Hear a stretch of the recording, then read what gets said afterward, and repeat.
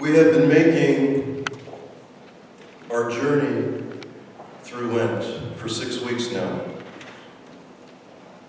And this Palm Sunday, we celebrate and remember Jesus' triumphal entry into Jerusalem. But it is my obligation as your pastor to tell you that Palm Sunday is one of the most misunderstood Sundays in the Christian calendar. And there's good reason for that.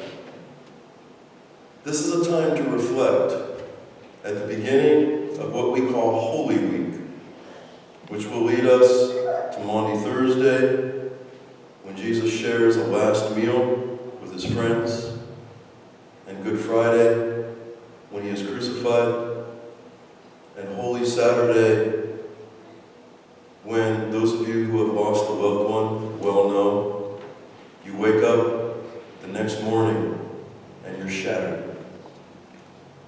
All your dreams and your hopes, everything that you had thought might possibly happen has not happened. You're filled with bitterness and remorse, regret, and that is Holy Week. And so it's good to remind ourselves on Palm Sunday what it is that the people wanted. What they wanted more than anything was liberation, freedom. You have to understand that at this time in Israel's history, as has happened so many times, they were under military occupation. The Roman army had a presence in Jerusalem, especially during the week of Passover. Why were the Romans showing military force? Because all the pilgrims, all the Jews were coming from all over. It was part of their holy obligation, those who could afford it at least once in their life, to go to the holy city of Jerusalem. When all these Jews coming in and they would hear the Passover stories as they continue to be celebrated in Seder services all over Westchester, even today, right? They would hear again the stories, pose the questions to the littlest one. Why is this day special? What happened on this day? And they would recount and remember their liberation from the Egyptian Empire. How for 400 years they cried out for freedom. And God delivered them. And the Romans, no dummies, knew that all this talk about freedom and liberation from empire might apply to them, right? And so there was a show of force in the street. In 1994, I was in the city of Jerusalem. Talk about a show of force. Arafat was in town. And there were snipers on every rooftop. And 2 Israeli army people at every shop in the old city. And the place was in high military order. Think about that. That's what it was like. Into this situation comes Jesus. Now, you have to understand about Jesus that he was a healer, a very charismatic healer. He was also offering free food. The people were poor. Most of the people who lived in and around the Sea of Galilee were subsistence farmers, or they made their living on the Sea of Galilee as fishermen, right? They barely had enough to feed their family. There were basically 3 classes. The king, right? The elite, the ruling elite.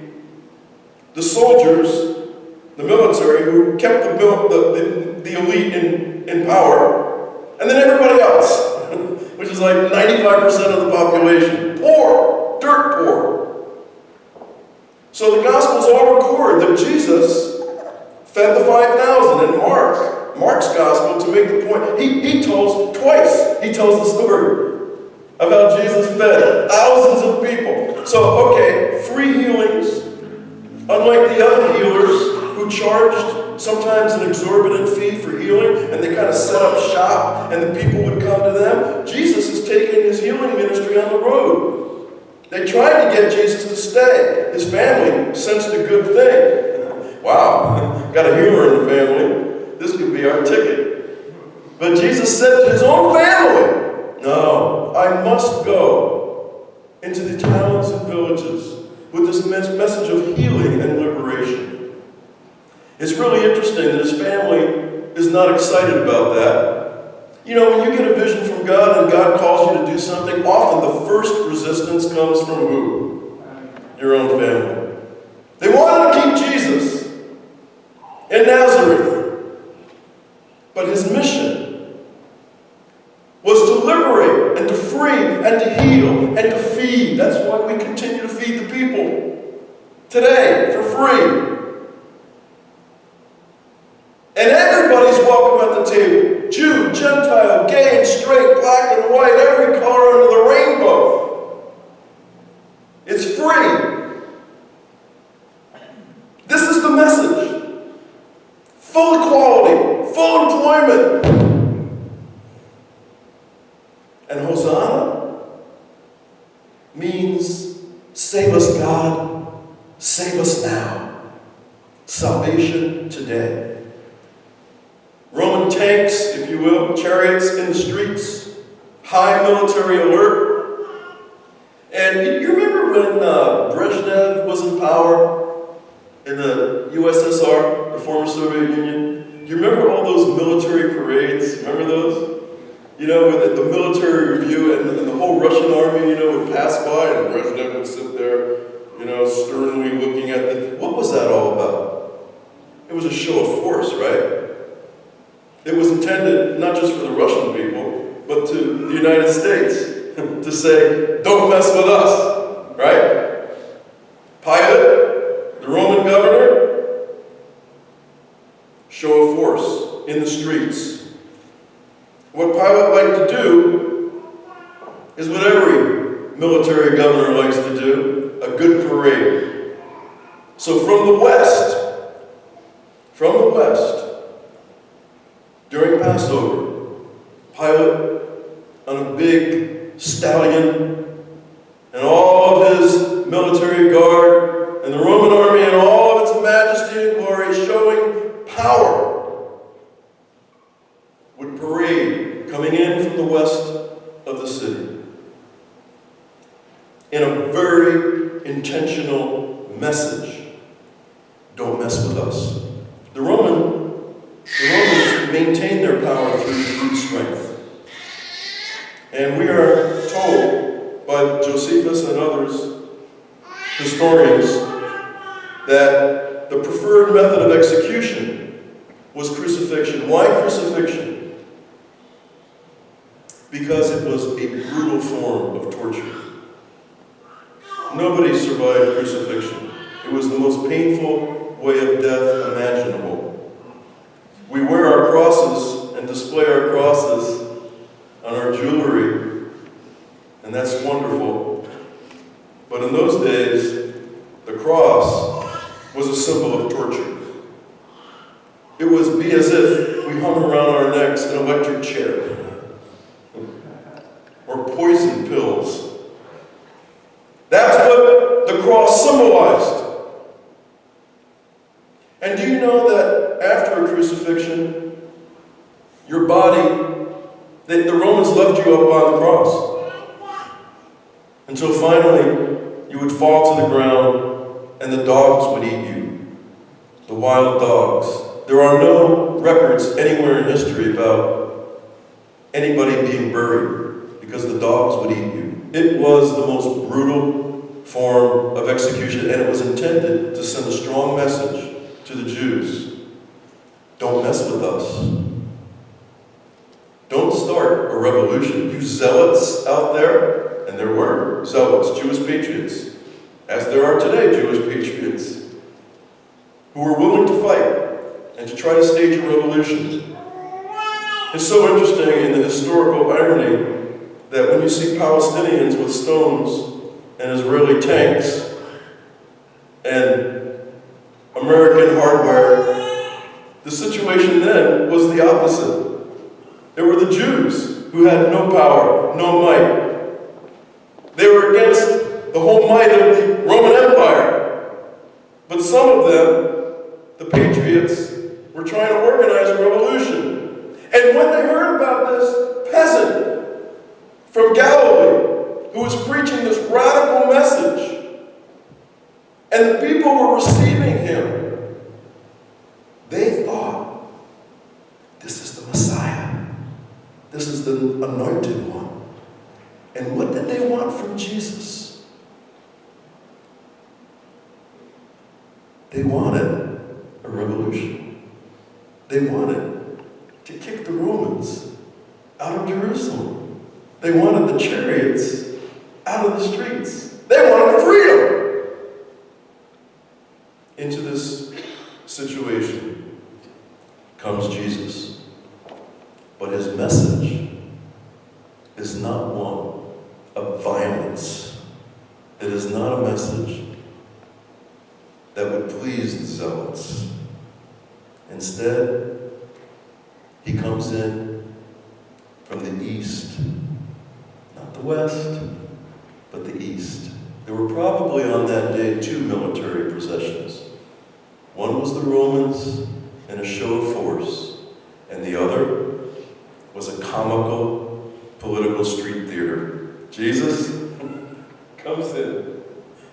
And the actual Hebrew word, the Greek word for donkey, foal with it actually means a pregnant donkey. Probably with her nursing colt. And Jesus on this donkey, not up high on a big horse, but kind of like eye level with the people, comes riding in. It must have been hilarious. What was he doing? He was tweaking the Romans, for one thing.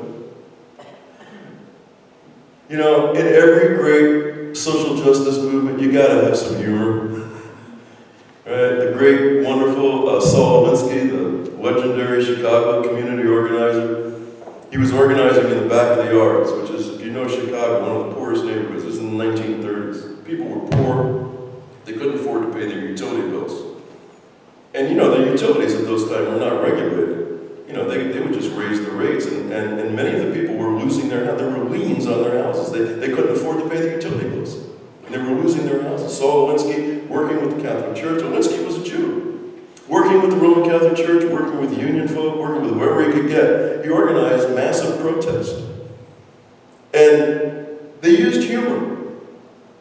They used a lot of humor in their actions, as they called them, their actions against those in power. One of the most famous and hilarious instances, Alinsky told his followers, all right, everybody, today, tomorrow, the next day, everybody eat beans.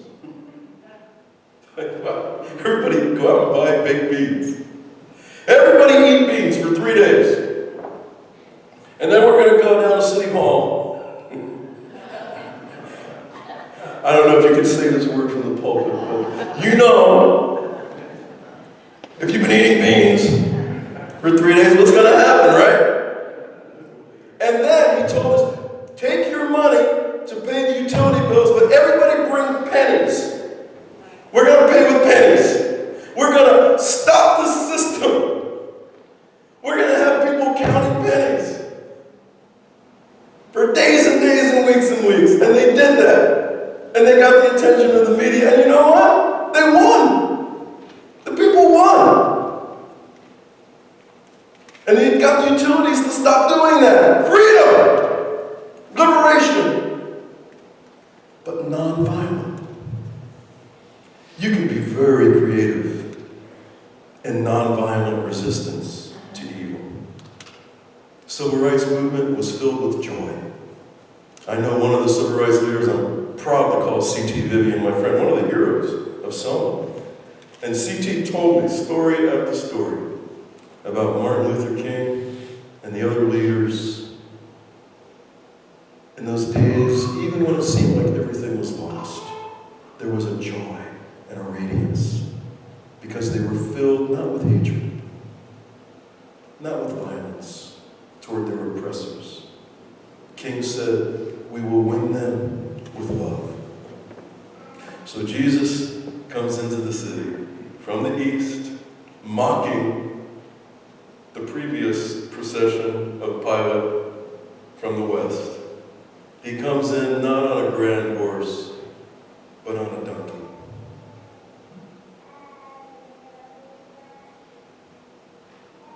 And the people wave their palms and say, save us! Save us now! And some of them who were not listening carefully, there are religious folk in every generation who don't listen carefully. They miss the message that we're not going to respond to violence with violence. They missed it somehow. Their messianic hope was one of violence and revolution and the overthrow of Rome. Those folks who wanted that kind of Messiah fell away. In fact, even his friends fell away.